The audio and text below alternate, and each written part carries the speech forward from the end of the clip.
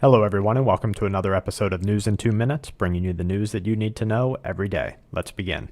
Dozens of riot police have been injured in Belfast after violence broke out during protests against a rally that was marking the introduction of imprisonment without trial during what is known as the Time of Troubles.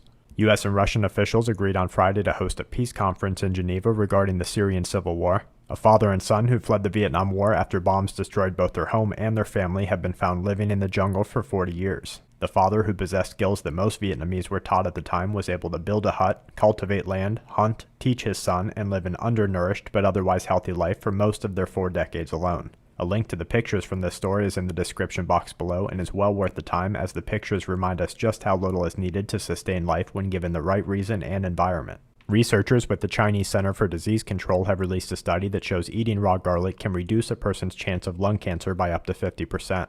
U.S. President Obama said on Friday that he sees the NSA document leaker Edward Snowden as a criminal and not a patriot when replying to an issue that has forced secret courts within the government of the United States to bring hidden spying programs into the open. An Israeli drone strike in the Sinai Peninsula, supposedly carried out in coordination with Egypt's military, has killed 5 suspected militants and destroyed at least 1 rocket launcher. A poultry farmer in China is suspected of having the H7N9 variation of the avian flu, causing health officials to worry that birds carrying the disease may already be at market in Hong Kong.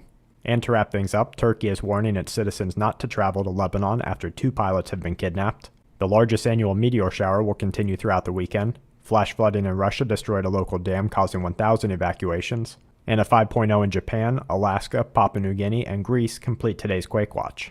And that's it for this episode of News in 2 Minutes. Check back tomorrow for more news that the aware need the most. This week's News in 2 Minutes is brought to you by SHTFplan.com, where even the officials go for news, and SQmetals.com for all your precious metal needs.